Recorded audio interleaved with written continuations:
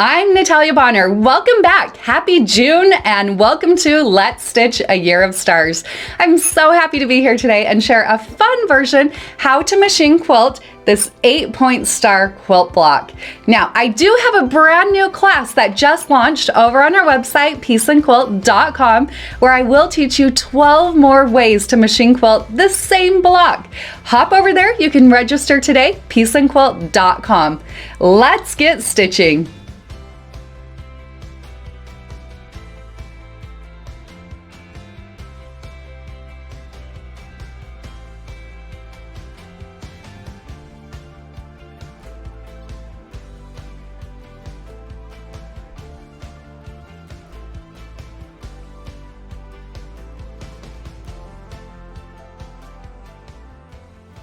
I'll start out this fun block design, like many of my designs, by stitching in the ditch all the way around the outside of my block.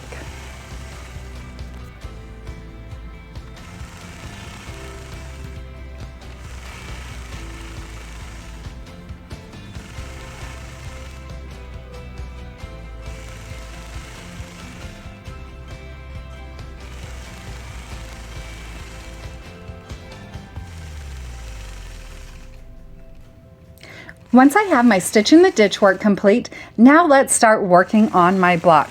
Starting on my block, I'm going to stitch in the ditch between that green triangle, those two green triangles, and the white triangle in my background section. Now I'll continue that process by stitching in the ditch all the way around those green triangles on this block.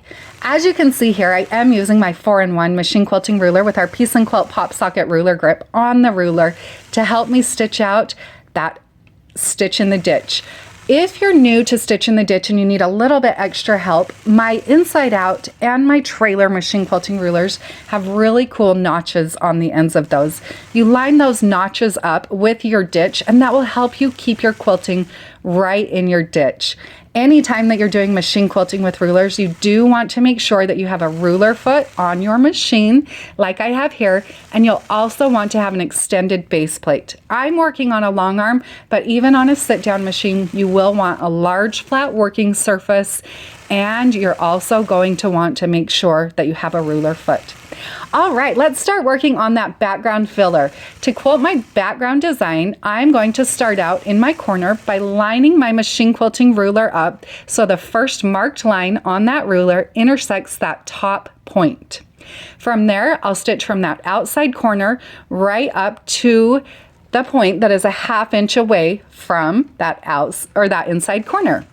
Then from there, I'll travel along that previous stitch line, so down my ditch a 1/2 inch, and I'm going to stitch a second diagonal line back to where I started. I'll repeat this process 1/3 time on that side. Then from there, I'll travel down to the opposite side and repeat that process. So you can see by doing that how now this cool secondary design really starts to come to life. Now from there, I'm going to travel to my next corner. This is going to be the corner, so it'll be slightly different, but still the same concept. Stitching from my corner across my block and to the 1/2 inch point, adjusting and stitching a second line and then a third line from there. So I'm going to repeat this process now by working my way around all of those outside background blocks.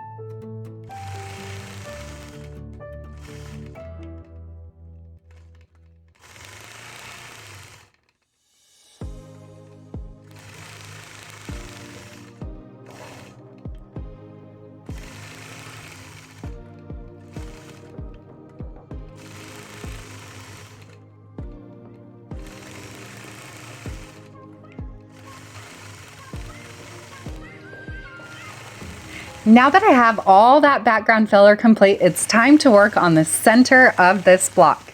I'll travel to the center and then stitch in the ditch around the outside of that patchwork section. So stitching the ditch is something that you don't have to do in machine quilting. Personally, I just love the way that it really finishes off designs nicely.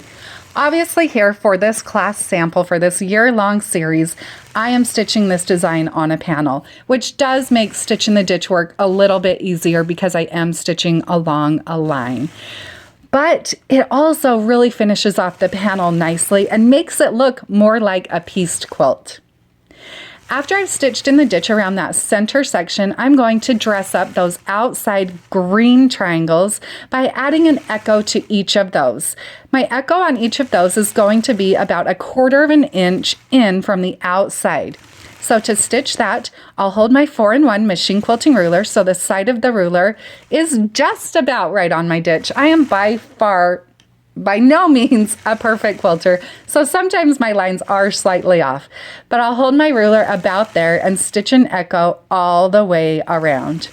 Now back to that stitch in the ditch work. You know I love it, so I am going to stitch in the ditch through the center between all of that patchwork.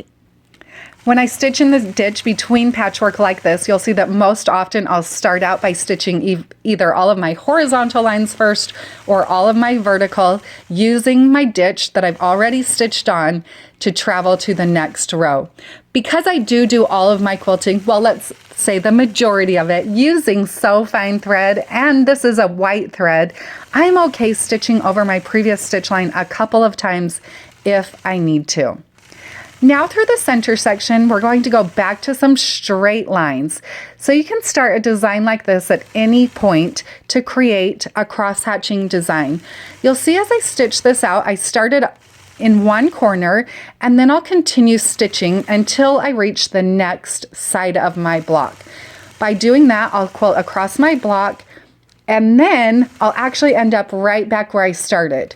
From that point, then I'll travel along my ditch to the very next spot where I can start another angled line and repeat that process. So I'll just keep working my way around as continuous as I can until I've filled in the center section of my block completely with that cross-hatching design. Cross-hatching is always, especially on a patchwork block, a great way to really dress it up and keep it nice and crisp at the same time.